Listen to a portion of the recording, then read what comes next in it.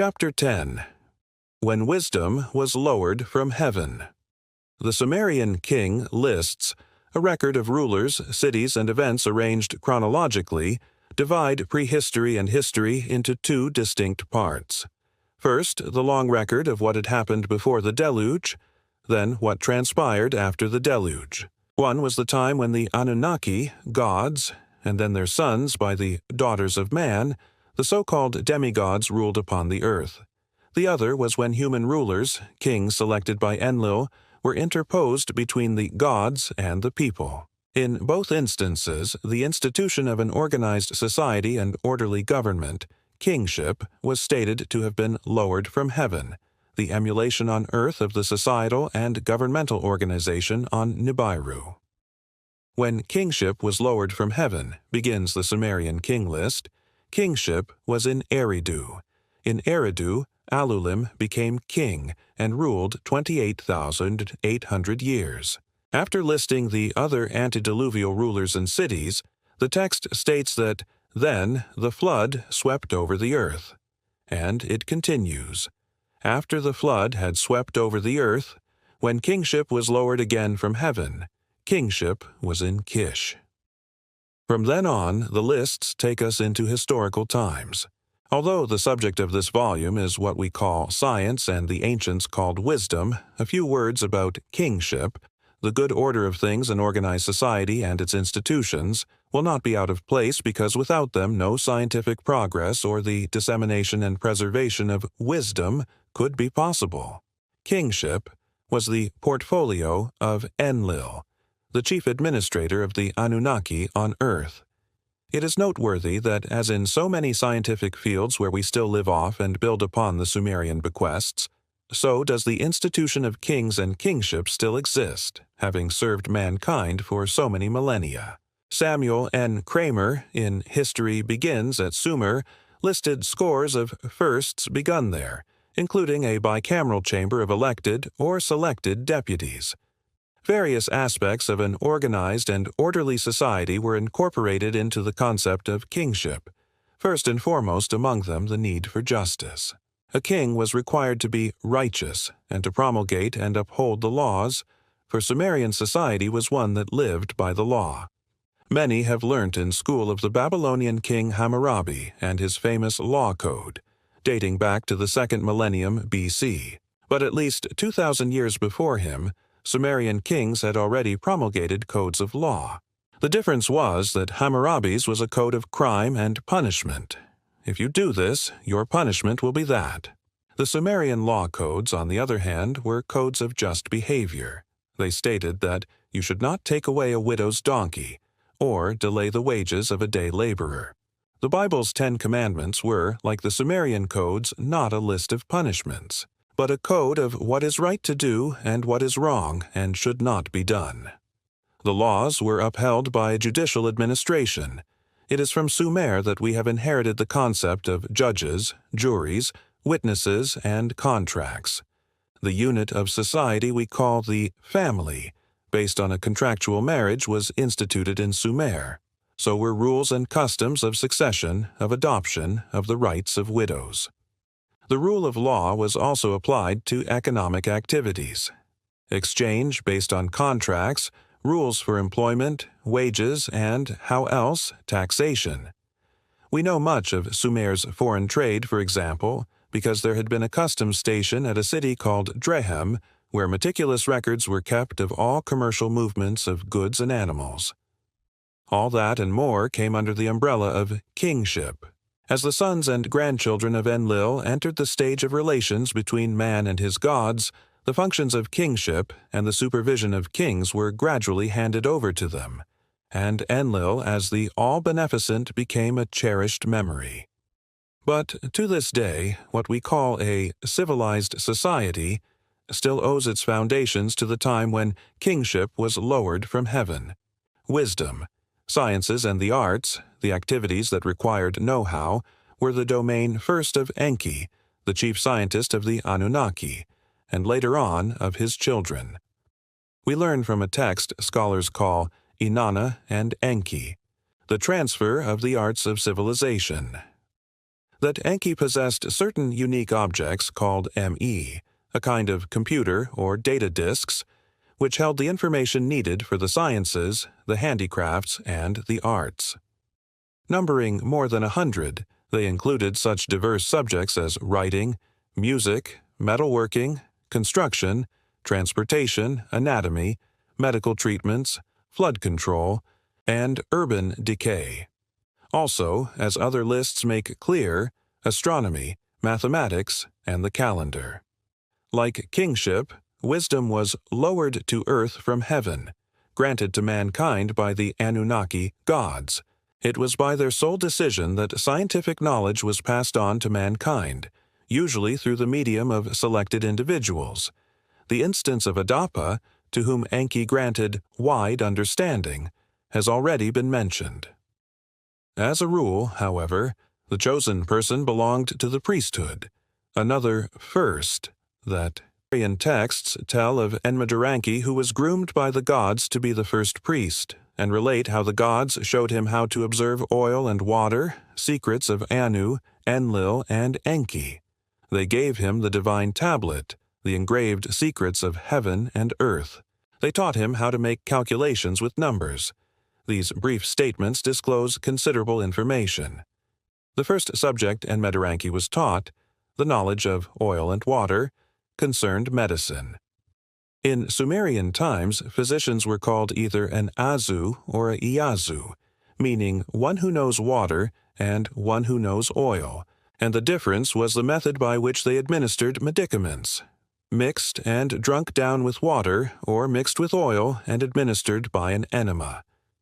Next, Enmeduranki was given a divine, or celestial, tablet on which were engraved the secrets of heaven and earth.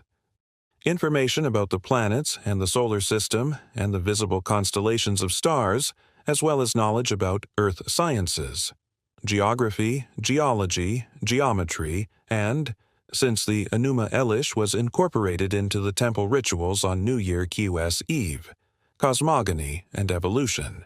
And to be able to understand all that, the third subject, mathematics, calculations with numbers. In Genesis, the story of the antediluvial patriarch called Enoch is summed up in the statement that he did not die but was taken up to the Lord when he was 365 years old, a number that corresponds to the number of days in a year. But considerably more information about Enoch is provided in the Book of Enoch, of which several renderings have been found, which was not made part of the Bible. In it, the knowledge imparted by angels to Enoch is described in much detail. It included mining and metallurgy and the secrets of the lower world, geography and the way earth is watered, astronomy and the laws governing celestial motions, how to calculate the calendar, knowledge of plants and flowers and foods and so on, all shown to Enoch in special books and on heavenly tablets. The biblical book of Proverbs devotes a good deal of its teachings to man's need for wisdom, and to the realization that it is granted by God only to the righteous, for it is the Lord who giveth wisdom. The many secrets of heaven and earth that wisdom encompasses are highlighted in an Ode to Wisdom found in chapter 8 of Proverbs. The book of Job likewise extols the virtues of wisdom and all the abundance man can obtain by it, but pointedly asks, "But whence cometh wisdom, and where is the source of understanding?" To which the answer is, it is God who understands the way thereof. The Hebrew word translated God is Elohim, the plural term first used in the creation tales. It is certain that the inspiration for these two biblical books, if not their actual source, was Sumerian and Akkadian texts of Proverbs and of the Sumerian equivalent of the book of Job. The latter, interestingly, was titled, "I Will Praise the Lord of Wisdom." There was no doubt in ancient times that scientific knowledge was a gift and a teaching from the gods, the Anunnaki, Elohim, to mankind. The assertions that astronomy was a major subject are self-evident statements, since, as must be evident from earlier chapters in this book, The astounding knowledge in Sumerian times of the complete solar system and the cosmogony that explained the origin of Earth, the asteroid belt, and the existence of Nibiru could have come only from the Anunnaki.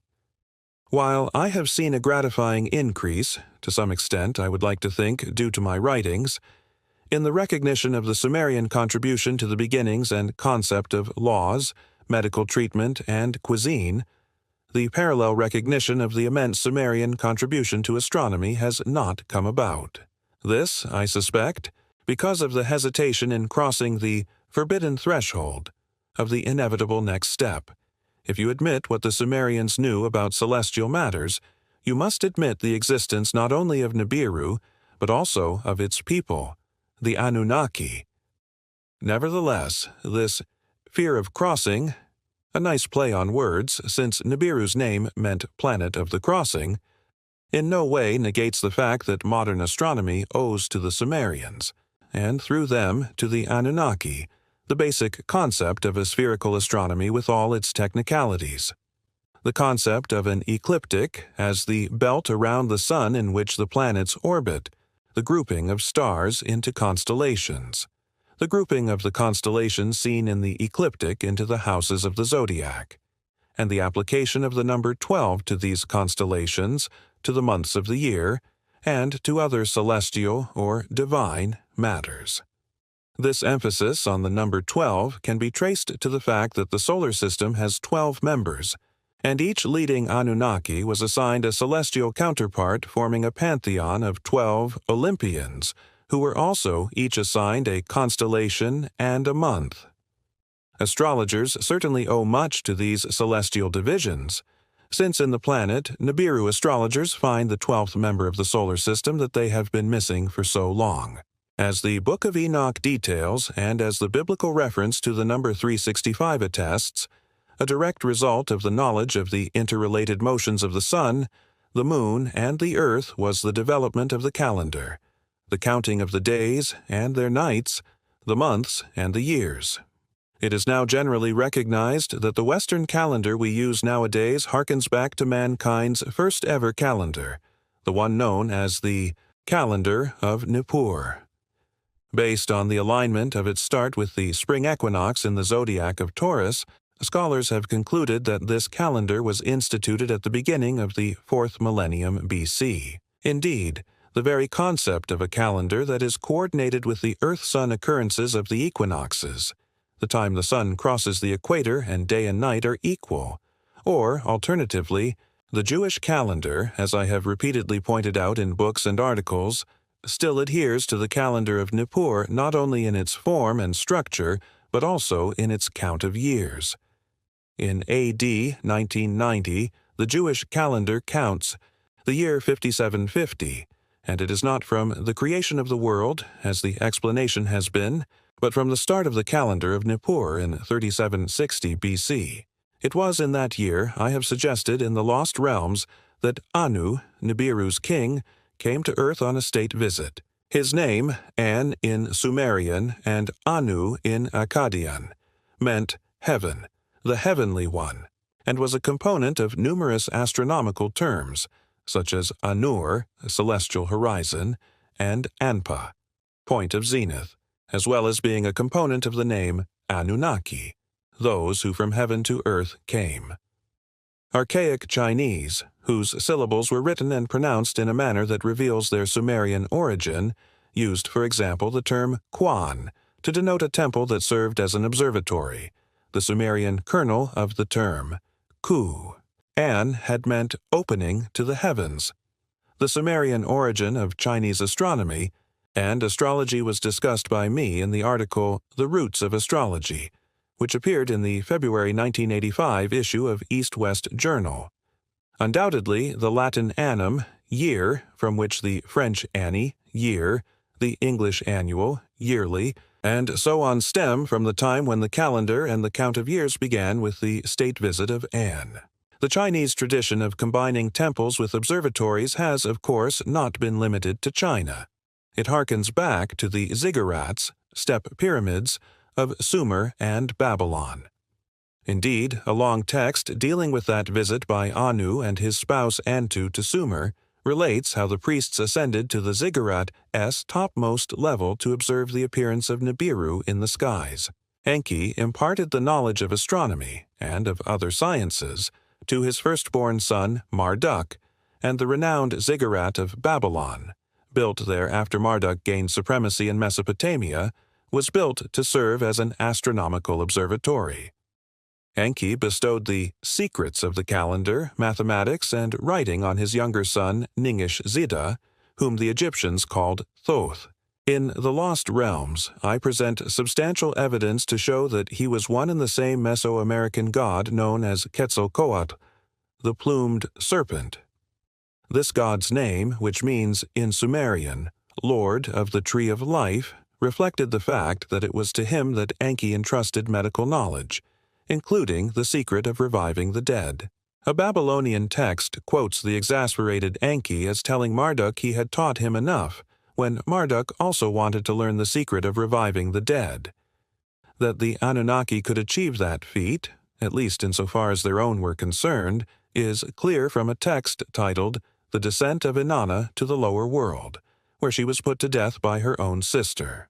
When her father appealed to Enki to revive the goddess, Enki directed at the corpse that which pulsates and that which radiates, and brought her back to life. A Mesopotamian depiction of a patient on a hospital table shows him receiving radiation treatment. Putting aside the ability to revive the dead, which is mentioned as fact in the Bible, it is certain that the teaching of anatomy and medicine was part of priestly training, as stated in the Enmeduranki text.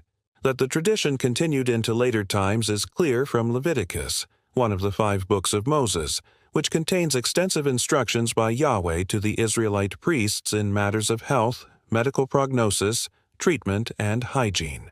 The dietary commandments regarding appropriate, kosher, and non-appropriate foods undoubtedly stemmed from health and hygienic considerations rather than from religious observance, and many believe that the important requirement of circumcision was also rooted in medical reasons. These instructions were not unlike those in numerous earlier Mesopotamian texts that served as medical manuals for the Azus and Iazus, which instructed the physician-priests to first observe the symptoms, next stated which remedy had to be applied, and then gave a list of the chemicals, herbs, and other pharmaceutical ingredients from which the medicines were to be prepared. That the Elohim were the source of these teachings should come as no surprise when we recall the medical, anatomical, and genetic feats of Enki and Ninti. Basic to the science of astronomy and the workings of the calendar, as well as to commerce and economic activity, was the knowledge of mathematics, the making of calculations with numbers, in the words of the Enmeduranki text. The Sumerian number system is called sexagesimal, meaning base 60. The count ran from 1 to 60, as we now do with 1 to 100. But then, where we say 200, the Sumerians said or wrote 2 gesh, meaning 2x 60, which equaled 120. When in their calculations the text said take half or take 1/3, the meaning was 1/2 of 60 equals 30, 1/3 of 60 equals 20. This might seem to us reared on the decimal system, times 10, which is geared to the number of fingers on our hands, cumbersome and complicated. But to a mathematician, the sexagesimal system is a delight.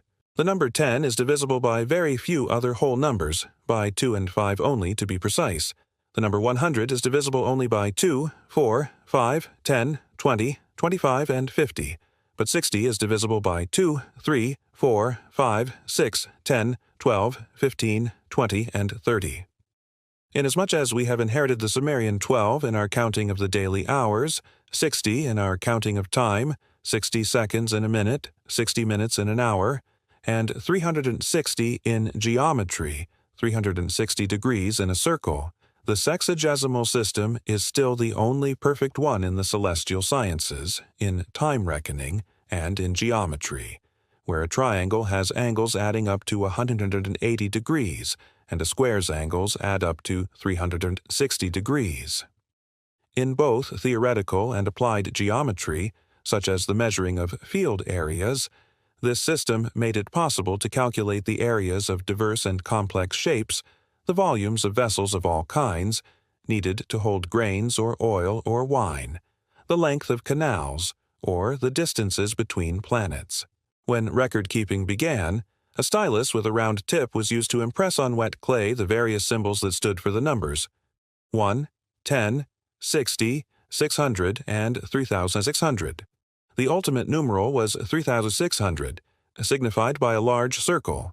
It was called Sar, Shar in Akkadian, the princely or royal number. The number of Earth years it took Nibiru to complete one orbit around the Sun. With the introduction of cuneiform, wedge-shaped writing, in which scribes used a wedge-shaped stylus, the numerals were also written in wedge-shaped signs. Other cuneiform signs denoted fractions or multiples, together with combination signs that instructed the calculator to add, subtract, divide, or multiply. Problems in arithmetic and algebra that would baffle many of today's students were correctly solved. These problems included the squaring, cubing, or finding the square root of numbers. As shown by F. Thoreau d'Anjou in Textes mathématiques Babylonians, the ancients followed prescribed formulas with 2 or even 3 unknowns that are still in use today. Although dubbed sexagesimal, the Sumerian system of numeration and mathematics was in reality not simply based on the number 60, but on a combination of 6 and 10. While in the decimal system, each step up is accomplished by multiplying the previous sum by 10, in the Sumerian system the numbers increased by alternate multiplications. Once by 10, then by 6, then by 10, then again by 6. This method has puzzled today's scholars. The decimal system is obviously geared to the 10 digits of the human hands, as the numbers 2 are still called, so the 10 in the Sumerian system can be understood. But where did the 6 come from, and why? There have been other puzzles. Among the thousands of mathematical tablets from Mesopotamia, many held tables of ready-made calculations. Surprisingly, however, they did not run from smaller numbers up, like 1, 10, 60, etc. 1. Koniki 6000, its 2 to 3 part, 86 4000. 2. Its half part, 64 8000. 3. Its third, 432,000. 4. Its fourth, 32 4000. And continued all the way down through its 80th part, 18,000, to the 400th part, which is 32 to 400.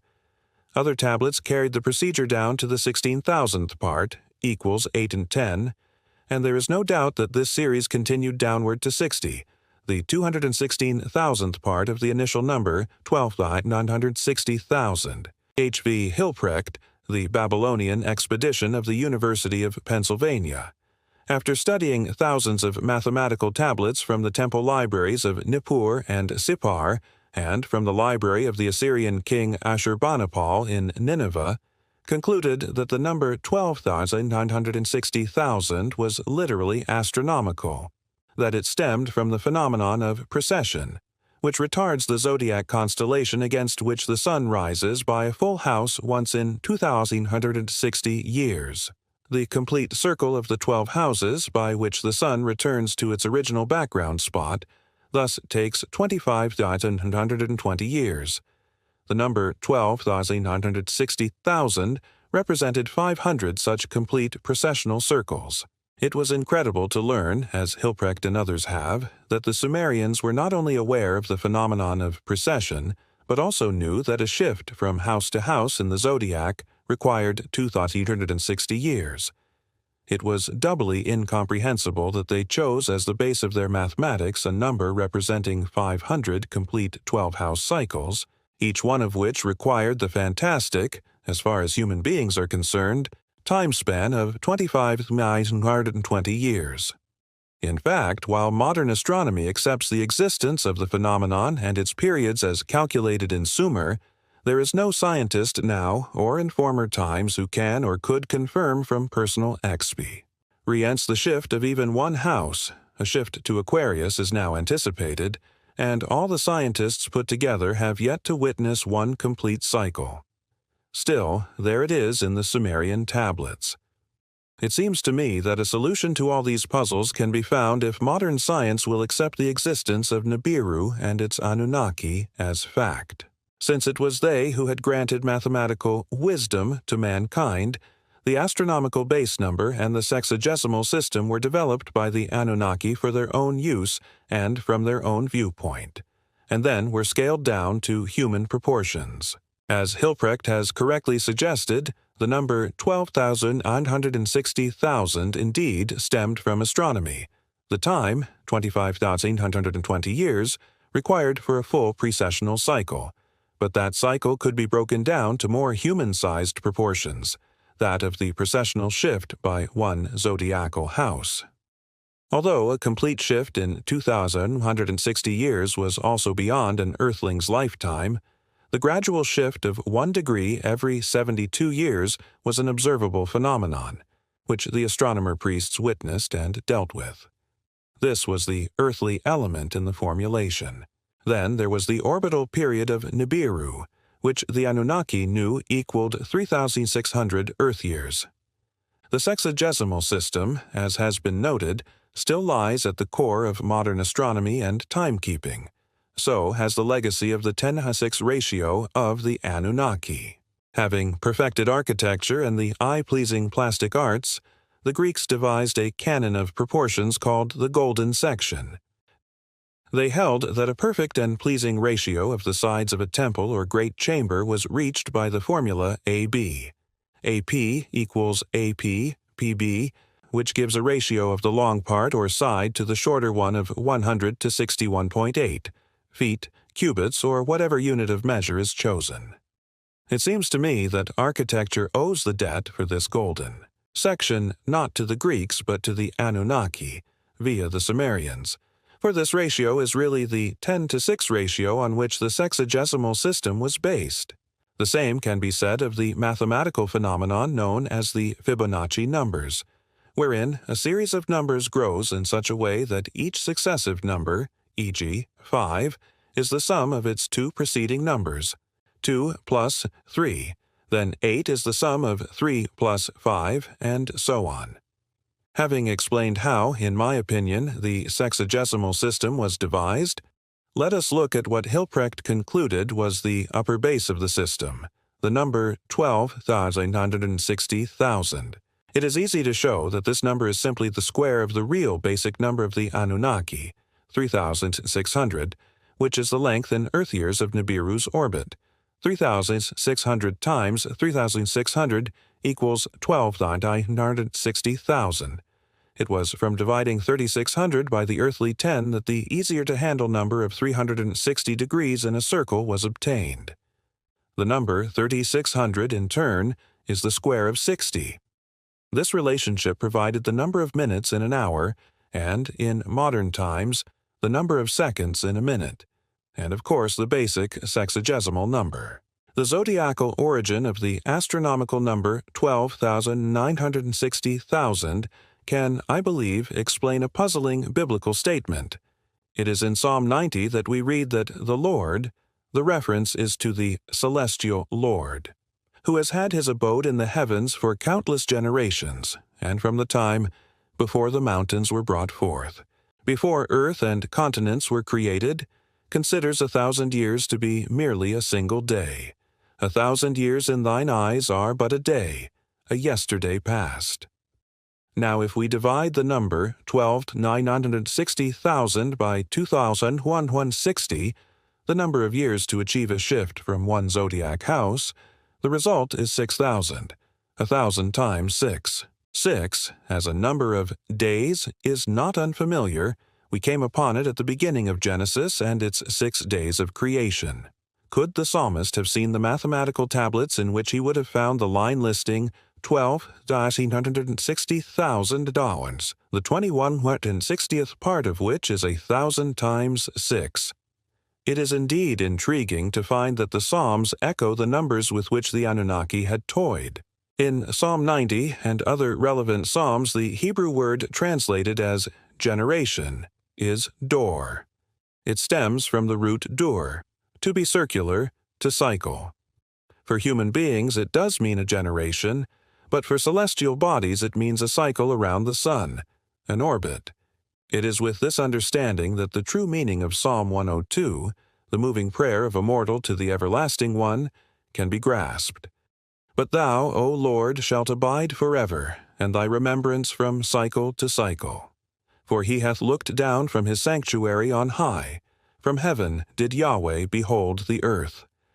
I say, my God, do not ascend me in the midst of my days, thou, whose years are in a cycle of cycles. Thou art unchanged, thine years shall have no end, relating it all to the orbit of Nibiru, to its cycle of 3600 Earth years, to the precessional retardation of Earth in its orbit around the sun. This is the secret of the wisdom of numbers that the Anunnaki lowered from heaven to earth. Before man could calculate with numbers, the other two of the 3 R's, reading and writing, had to be mastered. We take it for granted that man can speak, that we have languages by which to communicate to our fellow men, or clansmen. But modern science has not held it so. In fact, until quite recently, the scientists dealing with speech and languages believed that talking man was a rather late phenomenon that may have been one reason the Cro-Magnons, who could speak and converse with each other, took over from the non-speaking Neanderthals. This was not the biblical view. The Bible took it for granted, for example, that the Elohim who were on earth long before the Adam could speak and address each other. This is apparent from the statement that the Adam was created as a result of a discussion among the Elohim, in which it was said, "Let us make the Adam in our image and after our likeness." This implies not only the ability to speak, but also a language with which to communicate. Let us now look at the Adam. He is placed in the Garden of Eden and is told what to eat and what to avoid. The instructions were understood by the Adam, as the ensuing conversation between the serpent and Eve makes clear. The serpent, whose identity is discussed in the Wars of Gods and Men, said unto the woman, Hath Elohim indeed said, Ye shall not eat of all the trees in the garden? Eve says yes, the fruit of one tree was forbidden on penalty of death. But the serpent assures the woman it is not so, and she and Adam eat of the forbidden fruit. A lengthy dialogue then ensues. Adam and Eve hide when they hear the footsteps of Yahweh, strolling in the garden in the cool of the day. Yahweh calls out to Adam, Where are you? And the following exchange takes place. Adam, I heard the sound of you in the garden, and I was afraid because I am naked, and I hid. Yahweh, who told you that you are naked? Did you eat of the tree of which I ordered you not to eat? Adam, the woman whom you placed with me, she is the one who gave me of the tree, and I ate. Yahweh, to the woman, What have you done? Woman, the serpent beguiled me, and I ate. This is quite a conversation. Not only the deity can speak, Adam and Eve can also speak and understand the deity's language. So, in what language did they converse? For there must have been one, according to the Bible. If Eve was the first mother, was there a first language, a mother tongue? Again, scholars began by differing with the Bible. They assumed that language was a cultural heritage rather than an evolutionary trait. It was assumed that man progressed from groans to meaningful shouts, on seeing prey or sensing danger, to rudimentary speech as he formed clans. From words and syllables, languages were born, many languages, arising simultaneously as clans and tribes formed. This theory of the origin of languages not only ignored the significance of the biblical tales of the Elohim and of the incident in the Garden of Eden, it denied the biblical assertion that prior to the incident of the Tower of Babel, the whole earth was of one language and of one kind of words, that it was a deliberate act of the Elohim to disperse mankind all over the earth, and confuse its language that they may not understand one another as speech. It is gratifying to note that in recent years modern science has come around to the belief that there was indeed a mother tongue, and that both types of Homo sapiens, Cro-Magnon and Neanderthal, could talk from the very beginning. That many languages have words that sound the same and have similar meanings has long been recognized, and that certain languages can therefore be grouped into families has been an accepted theory for over a century, when German scholars proposed naming these language families: Indo-European, Semitic, Hamitic, and so on. But this very grouping held the obstacle to the recognition of a mother tongue because it was based on the notion that totally different and unrelated groups of languages developed independently in different core zones, from which migrants carried their tongues to other lands. Attempts to show that there are apparent word and meaning similarities even between distant groups, such as the writings in the 19th century by the Reverend Charles Foster, The One Primeval Language, in which he pointed to the Mesopotamian precursors of Hebrew, were dismissed as no more than a theologian's attempt to elevate the status of the Bible's language, Hebrew. It was mainly advances in other fields, such as anthropology, biogenetics, and the earth sciences, as well as computerization that opened new avenues of study of what some call linguistic genetics. The notion that languages developed rather late in man and S march to civilization, at one point the beginning of languages. Not just speech was put at only 5,000 years ago, obviously had to be amended, and the date pushed back to much earlier times when archaeological finds showed that the Sumerians could already write 6,000 years ago. As the dates of 10,000 and 12,000 years ago were being considered, the search for points of similarity, speeded up by computers, led scholars to the discovery of proto-languages and thus to larger and less numerous groupings. Searching for an early affiliation for the Slavic languages, Soviet scientists under the leadership of Vladislav Ilyich Svitek and Aaron Dolgopolsky suggested in the 1960s a proto-language they termed Nostratic, from the Latin our language, as the core of most European, including Slavic languages.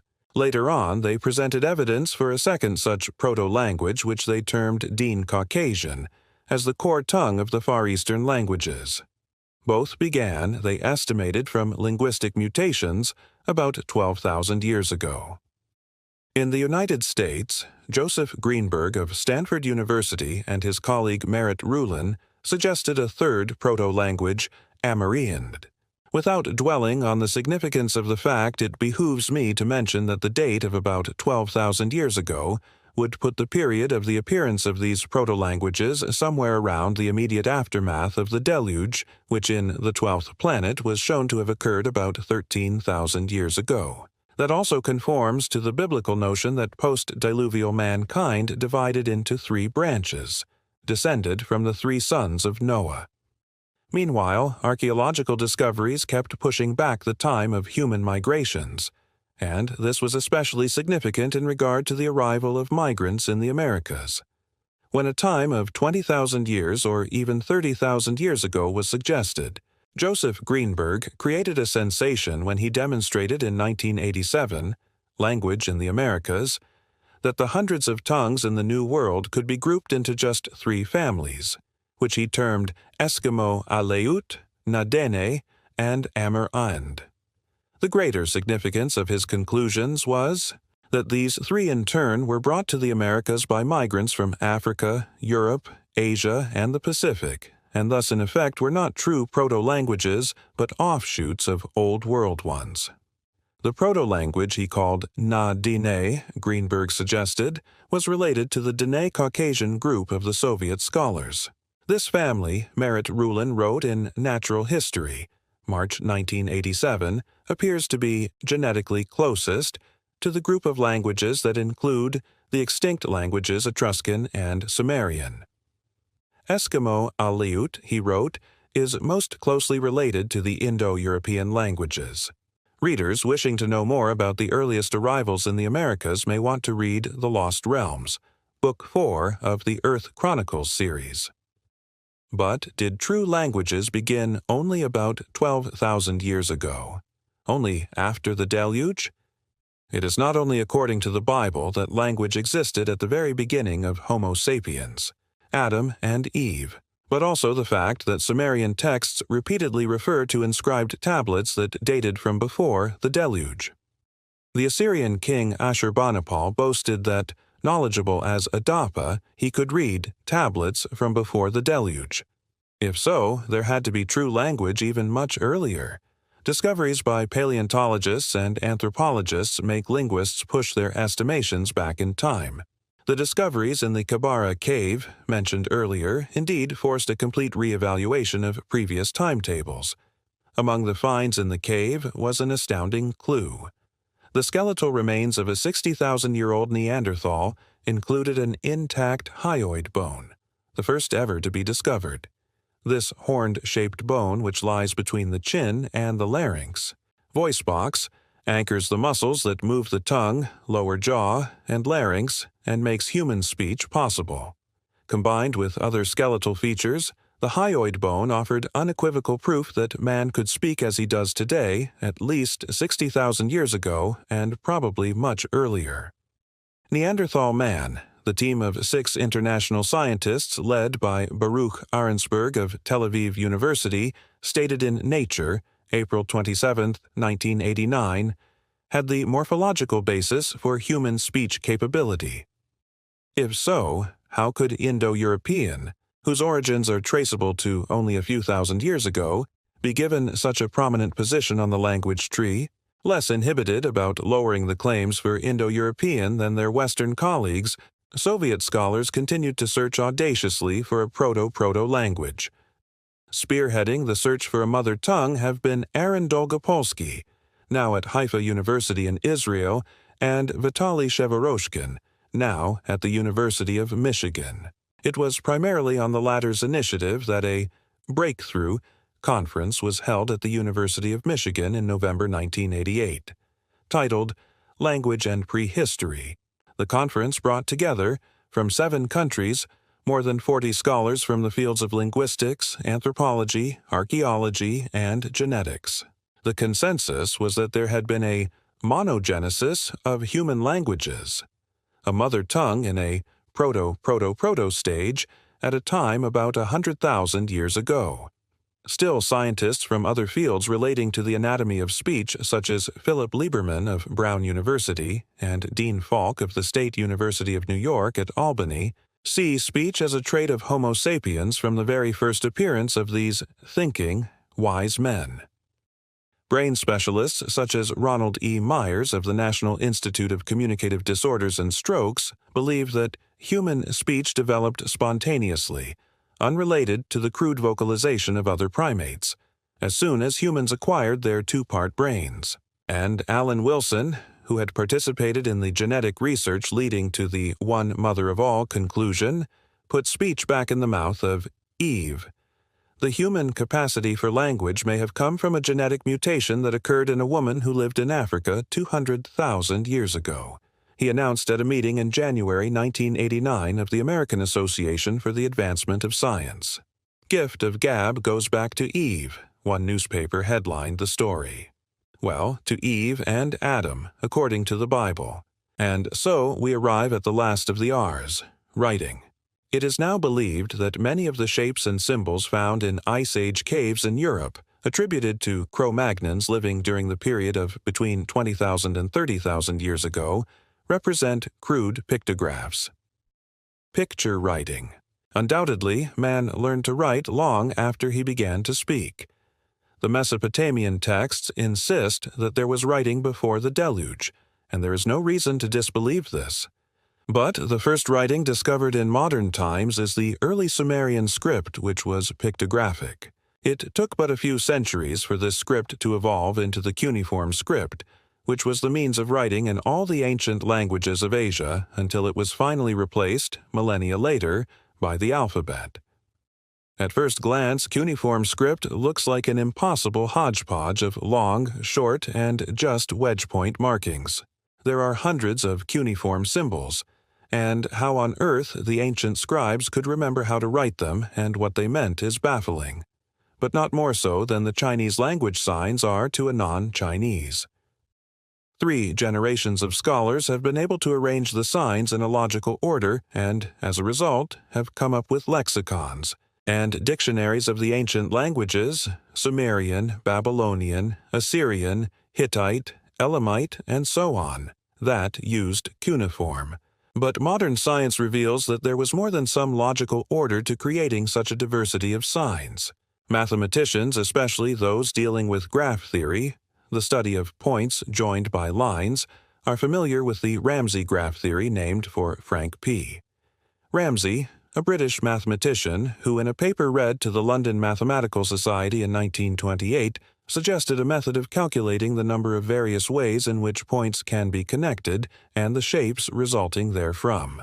Applied to games and riddles as well as to science and architecture, the theory offered by Ramsey made it possible to show, for example, that when 6 points representing 6 people are joined by either red lines, connecting any two who know each other, or blue lines, connecting any two who are strangers, the result will always be either a red or a blue triangle. The results of calculating the possibilities for joining or not joining points can best be illustrated by some examples. Underlying the resulting graphs, i.e., shapes, are the so-called Ramsey numbers, which can be converted to graphs connecting a certain number of dots.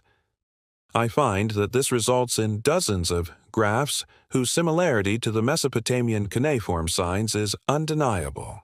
The almost 100 signs, only partly illustrated here, are simple graphs based on no more than a dozen Ramsey numbers. So, if Enki or his daughter Nadaba, the Sumerian goddess of writing, had known as much as Frank Ramsey, they must have had no problem in devising for the Sumerian scribes a mathematically perfect system of cuneiform signs. I will greatly bless thee, and I will exceedingly multiply thy seed as the stars of the heavens, Yahweh told Abraham. And with this single verse, several of the elements of the knowledge that was lowered from heaven were expressed: speech, astronomy, and the counting with numbers. Modern science is well on its way to corroborating all that. The fruits of Eden. What was the Garden of Eden, remembered in the Bible for its variety of vegetation and as the place where still unnamed animals were shown to Adam?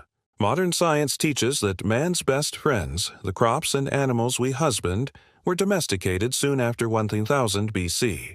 Wheat and barley, dogs and sheep, to cite some examples, in their domesticated and cultivable forms appeared, then within no more than 2000 years. This, it is admitted, is a fraction of the time that natural selection alone would require. Sumerian texts offer an explanation. When the Anunnaki landed on Earth, they state, there were none of such domesticated crops and animals. It was the Anunnaki who brought them forth in their creation chamber. Together with lahar, woolly cattle, and anshan, grains, they also brought forth vegetation that luxuriates and multiplies. It was all done in the Eden, and after the Adam was created, he was brought there to tend it all. The amazing Garden of Eden was thus the biogenetic farm or enclave where domesticated crops, fruits, and animals were brought forth. After the deluge, about 13,000 years ago, the Anunnaki provided mankind with the crop and animal seeds, which they had preserved, to get started again. But this time, man himself had to be the husbandman. The Bible confirms this and attributes to Noah the honor of having been the first husbandman. It also states that the first cultivated food after the deluge was the grape. Modern science confirms the grape's antiquity. Science has also discovered that besides being a nourishing food, the grape's wine is a strong gastrointestinal medicine. So, when Noah drank the wine in excess, he was, in a manner of speaking, taking his medicine.